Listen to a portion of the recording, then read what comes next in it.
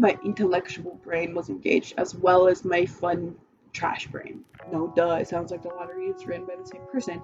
Go piss, girl. When I realized, but then at the end there are regrets. Hello, friends. It's nice to see you, and I hope you're having a good new year and getting started on books that you've been wanting to. I had too many ideas running through my head, so I just thought that I would do them all. Easy to just do everything. And so let's get started. Biggest surprises of the year. These were books that I picked up not expecting almost anything to come from it, and then ended up with a new top of the list. The first one I want to start off with is, I don't know if you can even see, Norma Jean Baker by Anne Carson.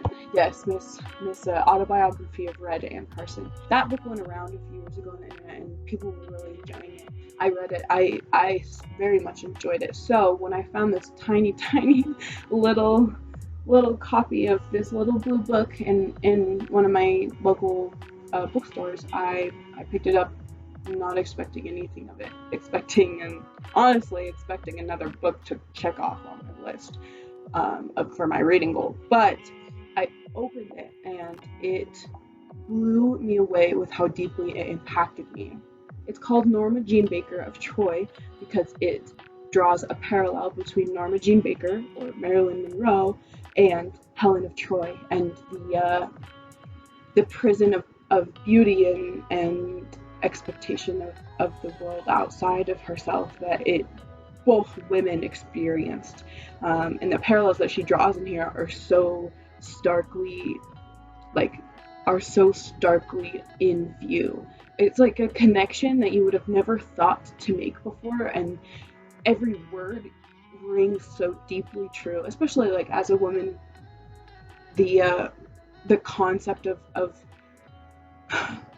the external being the prison of what is inside of you, it's hard to describe the levels with which Anne Carson manages to portray these feelings in such a small amount of time. I will definitely be reading this one again very soon, first.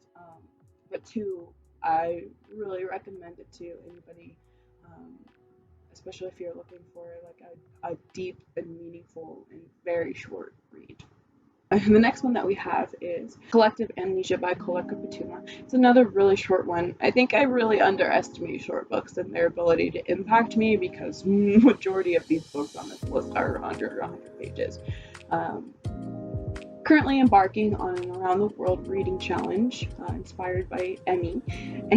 I made it more intense though because I really wanted to make sure I was reading literature that was really relevant to the places that I was reading it from. So this ended up being my pick for South Africa. And let me just read you the back because I think they do a great job describing it here. The highly anticipated debut collection from one of the country's most acclaimed young voices marks a massive shift in South African poetry. Koleka Patuma's exploration of blackness, womanhood, and history in Collective Amnesia is fearless and unwavering. Her incendiary poems demand justice, insist on visibility, and offer healing. In them, Patuma explodes the idea of authority in various spaces: academia, religion, politics, relationships, to ask what has been learned and what must be unlearned. Amazing. Literally, I marked every single page, almost every single page, if not every single page. There's a poem in here where she compares the two sides of her life, the queer side and then the side that sits at home with her family, and their irrevocable differences. There are foundations that create them being so different, and her finding the hard time finding the combination that she wants to become between these two sides. And it goes on beyond that. It talks a lot about family as well, and the foundations of family that cause the people that are older than us to hide away or or to hide their feelings, hide themselves away because of the structures or the beliefs or the proper ways that people should be believed to act. It blew me away. I comparable truly in writing quality to Ocean Vuong. It really reminded me of his writing with the depth of each sentence. All of her poems are really long. I'm pretty sure there's only like 6 poems in here, and it's about 100 pages. So it's very much long form poetry, and I think that's why the difference between something that she might write and something that Ocean Vuong might write kind of comes in. But the long form works so well. It truly packs the most severe punch with every line, and then there ends up being like 80 lines in the poem, and by the end you are like an empty shell of a being because you feel like you've been laid bare in the most respectful and gentle way. Another short king. Like I said, I think I really underestimated a lot of short books this year. I looked for the big books and underestimated all of the small ones. This is The Queen of Spades and Other Stories by Alexander Pushkin. He is a famous Russian author, mostly known for his novels, but I picked up this for like $1 at the thrift store because I really enjoyed the cover. And I've been really enjoying Russian literature lately, trying to get into it more. So I picked this up and I devoured it. I ate it up like it was my favorite type of treat that I never get to eat.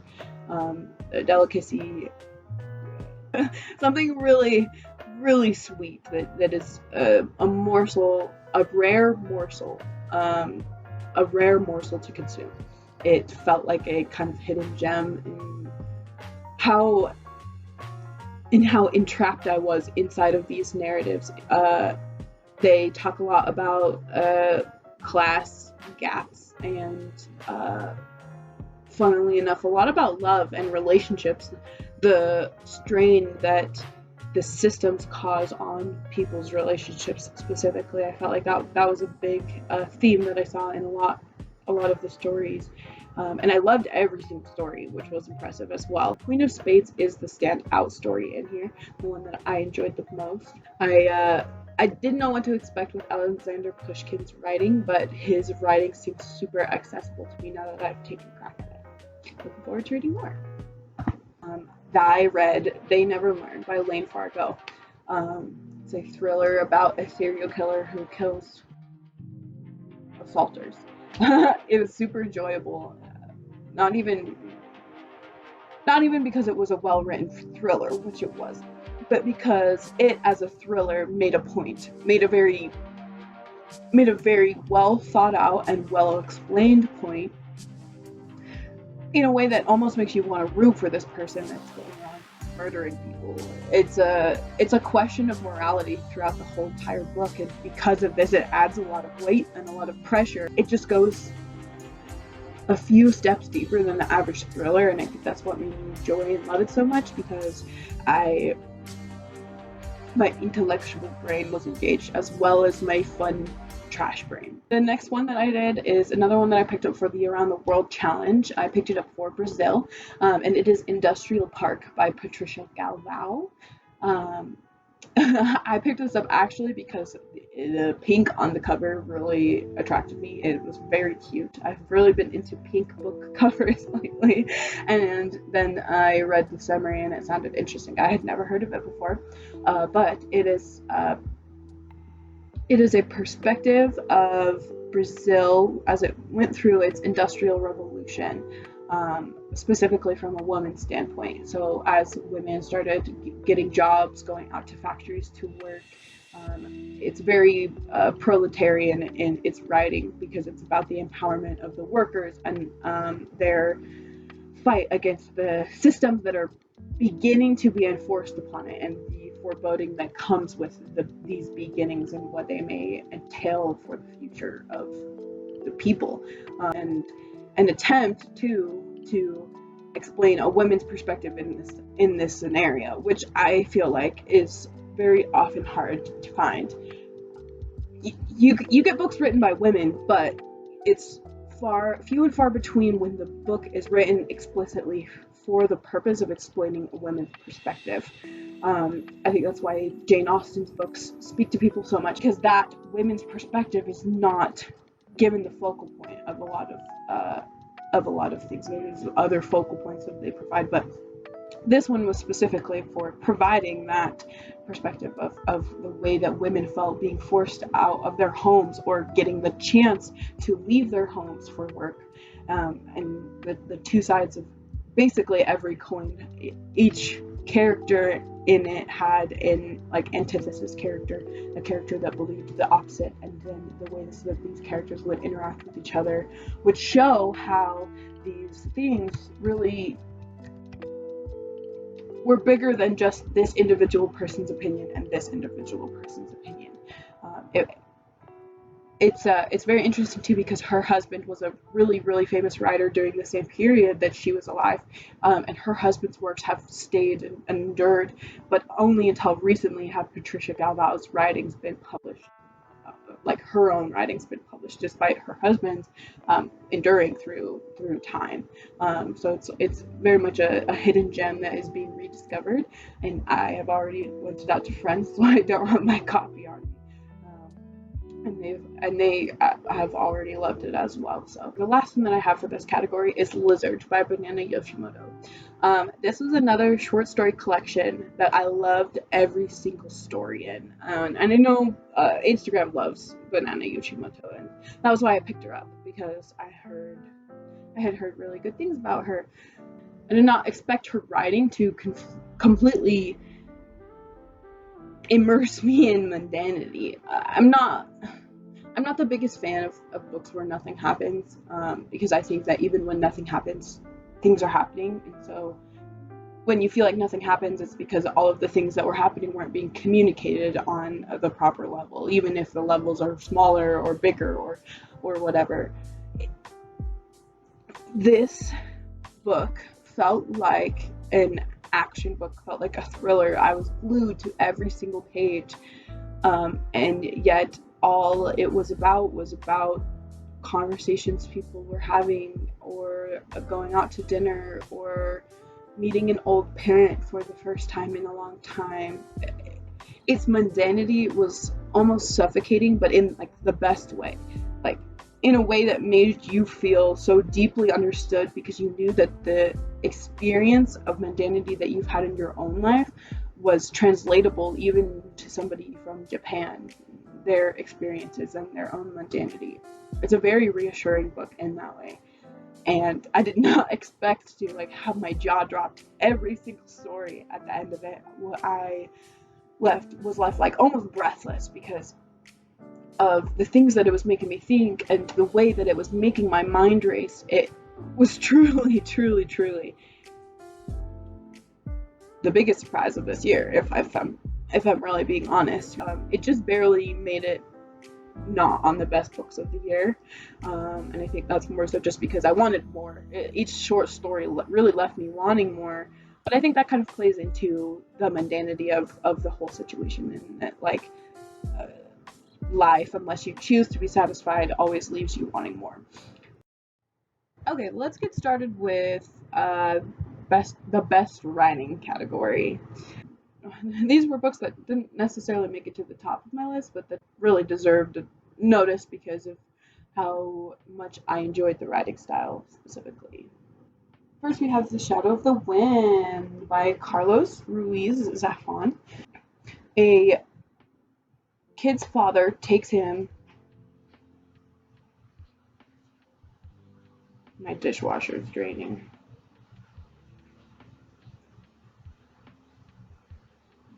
Sounds like piss. Go piss, girl. This is a book about a boy who's taken to a secret library by his father, and he ends up finding a book in which is the last copy of the book known to man. And somebody has been destroying all the other copies by the author of this book, and it's a mystery that he ends up going on to find out why these books are being destroyed, despite them becoming his favorite book ever. It was really hard. It's really hard to describe why this book struck a chord with me so much, but in a way, it felt like I was finding myself in the little boy that was exploring the world through reading. I ended up doing a quote page because I enjoyed it so much. And nothing special, nothing crazy, but and the way that reading and knowledge and understanding is interwoven with its commentaries about war and how war can affect these things, and how war affects authors, how war affects readers, how war affects knowledge in general. The statements that it made about that were truly, like, not spelled out clearly, but were completely understood by the end of it. I really had a great time with this. I loved each of the characters, and I was really rooting for them. So when I got to the end and found out there's a second one, it does seem like the second one is just a separate story in like the series of stories about this secret library. So it might not be the best. But the main character that I've really loved, I felt very, very akin to him, and the way that he was written as a young kid on an adventure was very beautiful. Another one, We Have Always Lived in the Castle. Midway through reading this, I was like, wow, this really sounds like The Lottery. And then I look up The Lottery only to realize that it is also written by Shirley Jackson. And I'm like, oh, no, duh, it sounds like The Lottery is written by the same person. So her themes of mob mentality and violence from the, like, in-group and out-group, and how those in-groups and out-groups fight and push against each other in tandem, and very much, it was very poignant exploration of this, and in a way it was very scary in a different way than a lot of other types of, I guess, gothic stories end up being. It was more so about the pervading fear that is around you, and when it is around you, it in turn affects you despite the fear not being within you. The fear that is around you has this deep effect on you, and that in turn has consequences for the people around you and for your own life. I think I'd like to read The Haunting of Hill House because it seems scarier, and I think I'd like to see her do something scarier. An obvious pick. I have The Night Sky with Exit Wounds by Ocean Vuong. This was an amazing story. Obviously, no guesswork needed there to understand the impact that Ocean Vuong has already had on modern literature. And in reading my very first one, it is easy to see that their potential to become a staple in modern literature, to be one of the people that people talk about when they talk about this era of poetry and literature that is being released right now in the future. I think Ocean Vuong will be among the names of the things that they discuss in English classes, because the modern form of poetry is basically getting a revival through their work. I feel like Ocean Vuong and Anne Carson are really carrying the whole entire modern poetry industry right now. They really are. The words that Ocean Vuong sews together are literal magic. It's as if making like a hex bag where you put the eye of a newt and the foot of a toad and all of these things that don't go together, and suddenly they make this beautiful, magical, symbolic, powerful thing that you suddenly have to use, suddenly have to take the information and the knowledge that what is learned from reading this and move forward with it. It really stays with you as a piece of work. Next, I don't have this one on me right now either because another friend also has it, but it is A Dowry of Blood by S.T. Gibson. Maybe you've heard this one going around, but it is a vampire novel told from the perspective of Dracula's wife. And so I went in expecting trashy vampire novel. I did not go in expecting Camilla Dracula level beauty of fucking prose. This book absolutely blew me away. Every sentence was beautifully crafted in a way that it wasn't overworked. There weren't too many descriptors. There wasn't too much telling and not showing.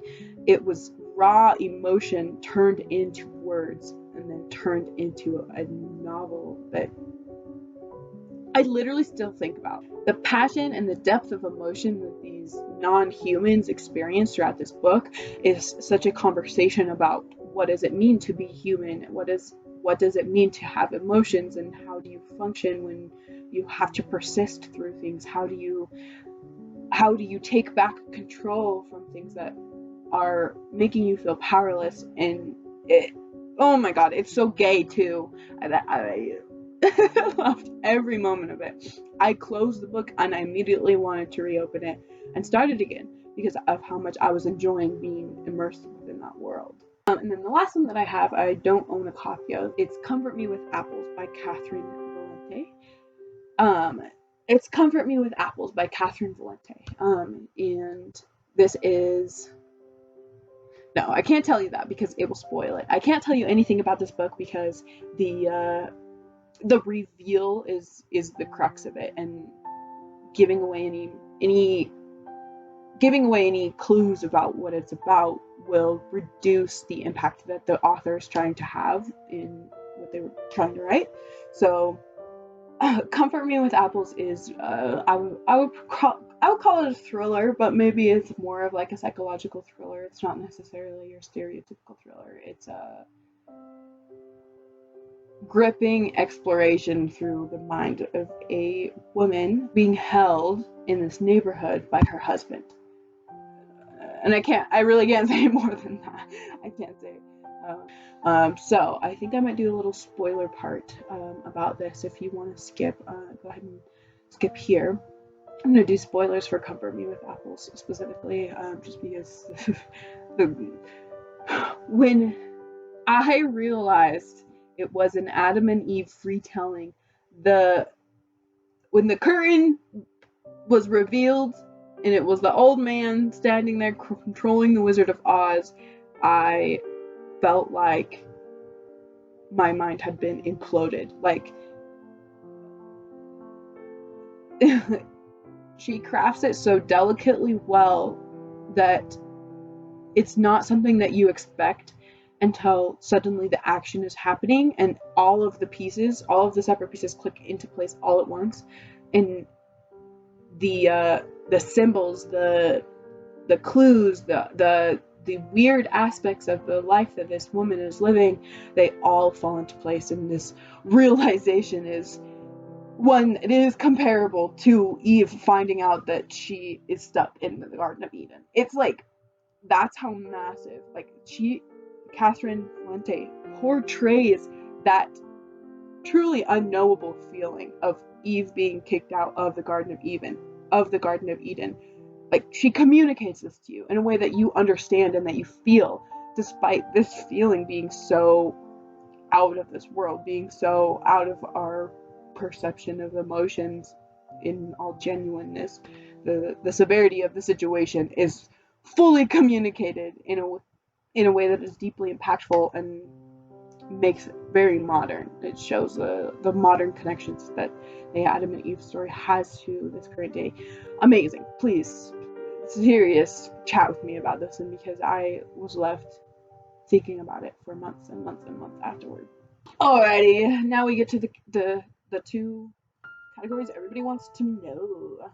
My worst books of 2022 are here. First, another Penguin Drop Cap collection. I feel like you guys have a hard time. I feel like it's hard to see these.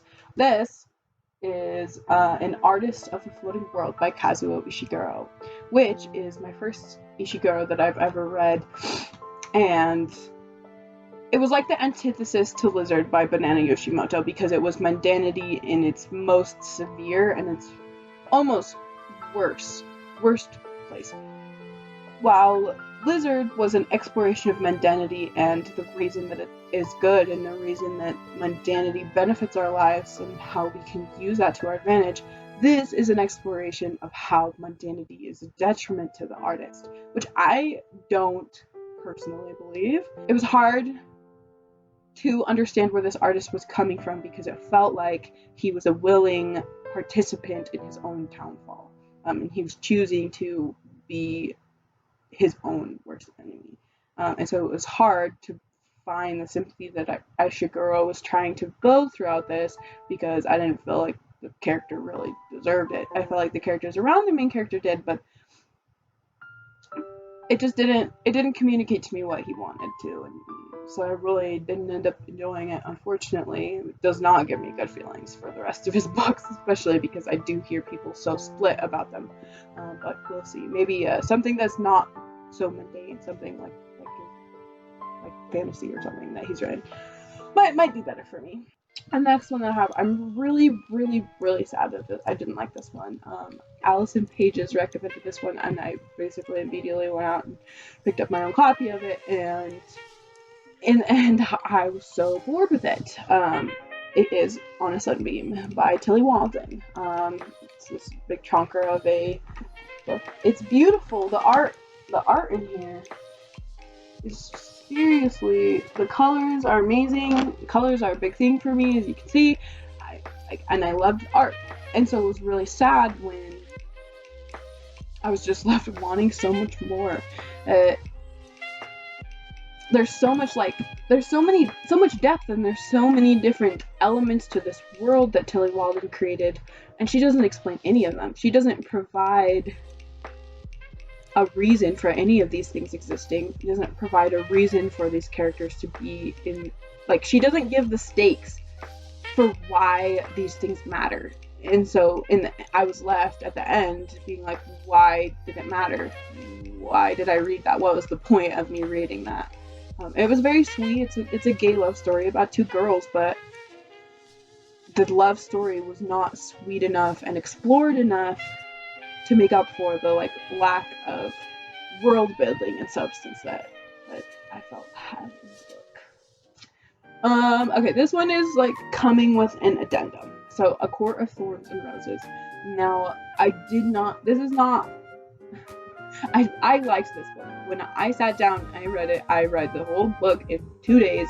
I devoured it. I went out, I bought the second one immediately, and then I never picked the second one up. I have since watched Carrie summaries, so I know what happens. I basically read the book, but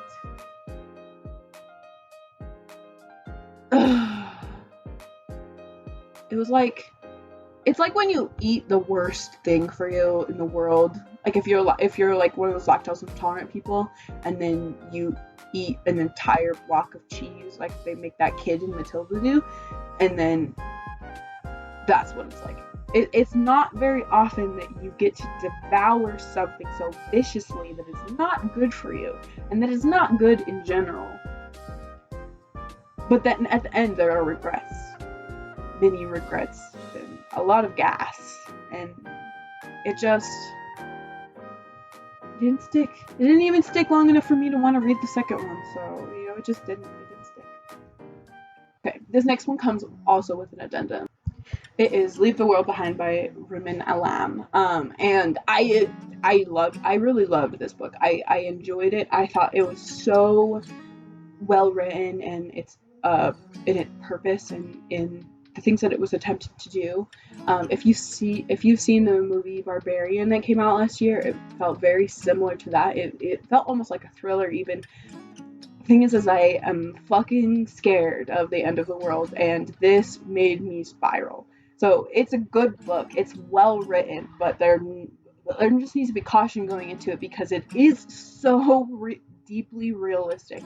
The situation is absolutely something somebody could easily find themselves in, so it's easy to insert yourself as a reader into the characters and the experiences that they're having as the world ends in some unknown way, as it probably would in some unknown way. And so because of this, it literally haunted me. I still think about it sometimes when I have my anxiety thoughts. I still am reminded of the experiences of these characters and the ways that they so truly exhibited the real actions of people coping through emergency situations, the negatives and the positives of it. But it was a really great book. So worst book because it fucked me up, not because it was a bad book. All right, guys, time to take things seriously. These are my best books of 2022. We start with Crossing the Water by Sylvia Plath. I have never read anything by Sylvia Plath, and I picked this up again because I thought it was short and I thought I could cross off my list, and it ended up being literally the best poetry that I read all year, which is funny because I feel like people really don't talk about Sylvia Plath's poetry. They talk about they talk about the bell jar all the time, and then reading the introduction to this, actually, Sylvia Plath wanted to be known for her poetry. Her poetry was the writing that she was the most proud of and the most wanted to see the world. So the fact that it is the thing that is least talked about makes me quite sad, especially because this is some of the best poetry I've ever read. This shit hit. It hit exactly like you want poetry to.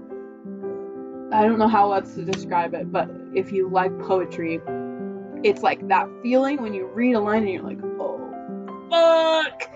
That, with every single line, with every single poem, every single point that she made was beautifully communicated and beautifully executed. And I literally everywhere. Please read Sylvia Plath's poetry for her sake of this poor, sad woman. She wants you to read it. You should read it because that's how amazing it is. It goes I mean, I will need to read The Bell Jar this year and see how they compare and contrast because I do not know how The Bell Jar could surpass this, in all genuineness. Okay, the next one that I loved is actually, in all honesty, it probably ends up being my favorite of the year, is No Longer Human by Osamu Dazai. Osamu Dazai made it semi-autobiographical, and taking that into consideration, this ends up being a really sad, very, very sad story. Knowing what I know now about his literature, and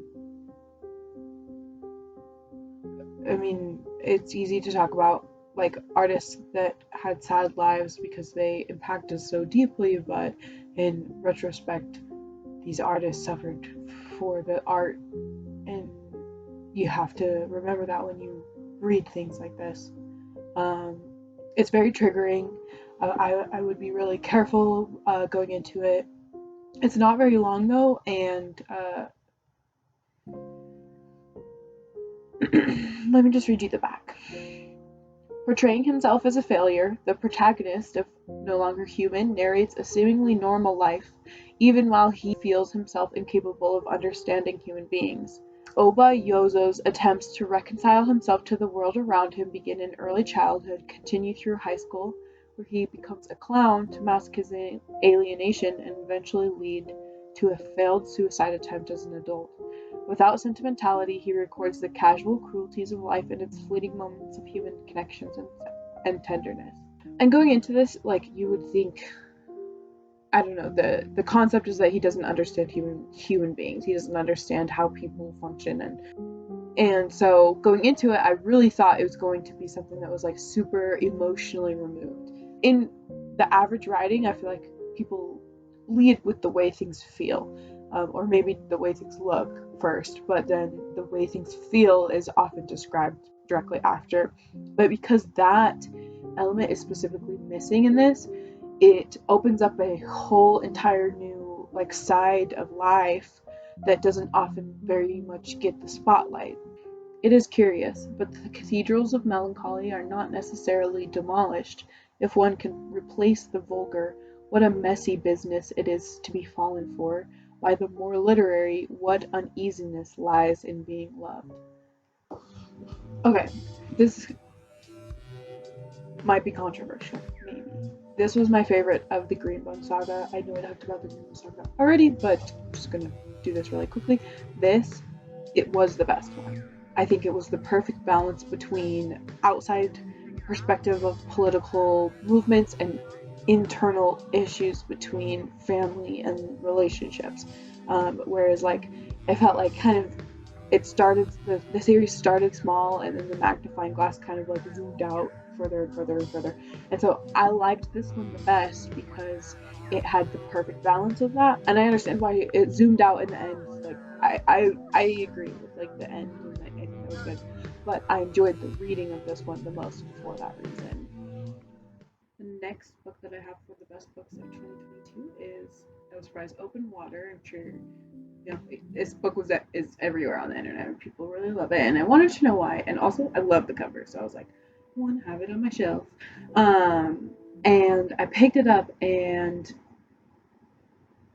oh, beautiful. I'm really not the one for romance. I'm not the one for love stories. I really like a plot and then the love story to be secondary.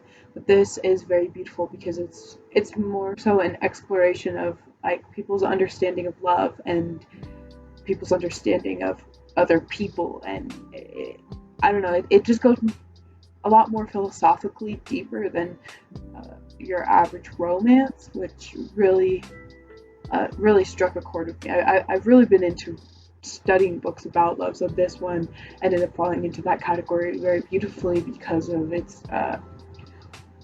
I don't know. I've read a lot of nonfiction about love, but this felt like a nonfiction about love in a way because of how authentic the writing in it felt. I had it like a crazy person because it was just so beautifully written. I also did a quote spread on it, which is on my Instagram if you want to see it a little better. But you know that to love is both to swim and to drown. You know that to love is to be a whole, partial, a joint, a fracture, a heart, a bone. It is to bleed and heal. It is to be the world honest. It is to place someone next to your beating heart in the absolute darkness of your inner and trust they will hold you close. Recommend if you haven't already picked it up. I feel like most people have. Okay, final one that I have is actually a nonfiction. I ended up really into nonfiction this year. I read more nonfiction than I've read in years, which is still not very many. I'm pretty sure I only read like 5 of them, but still more than I've read in years. And I realized that I was really missing out. So I have been trying to pick up some more nonfictions. I kind of have to do these one at a time. I could read like 5 novels at a time and not get them confused, but this is something that I feel like nonfictions are just things that I feel like I have to study. And that was another reason that this book ended up being so impactful to me, was because it actually, you can see, really brought back my love for like studying and annotating helped me submerge myself into that experience better.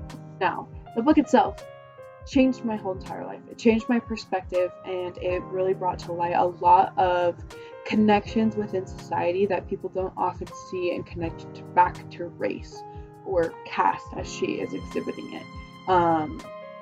So her theory is that her proposal is that caste exists in many places outside of even India, and including in the US, where African American people are the lowest caste and designated by race. And so she talks about the intersection of how we took what caste originally used to be and then assigned it to a racial system, and how we built that racial system up in all areas of life, in all sectors. And she talks about it very I read her introduction. I was like, yeah, okay, I mean, I guess I get what you're trying to say, but I don't know if I really agree with you. And she beautifully lays out her entire argument for the system, and I totally agree with her. It's such an enlightening book, especially because I feel like the examples of the concepts are about as balanced as her like theoretical parts and pillars of what make up the American caste system and things like that. It's perfectly balanced so that there's all types of supporting information available to prop up her I guess argument, which like I would agree with her in that like the system that we have today in America is just another form of the caste system. Amazing, seriously, the like literally probably the second best thing I read all day, the best nonfiction, absolutely, but it topped so many damn books, blew me out of the water. I immersed myself in this and enjoyed it so entirely. Every page like was teaching me just so much. It is such a valuable book. I thank Allison Pages for recommending it to me because that is where I got it from, and I think them seriously because it changed my life. So thank you. Alrighty, guys, that is everything that I have. If you stuck around to this long, then I appreciate you. I hope you enjoyed my quick fire superlatives, even though I talked for way too long.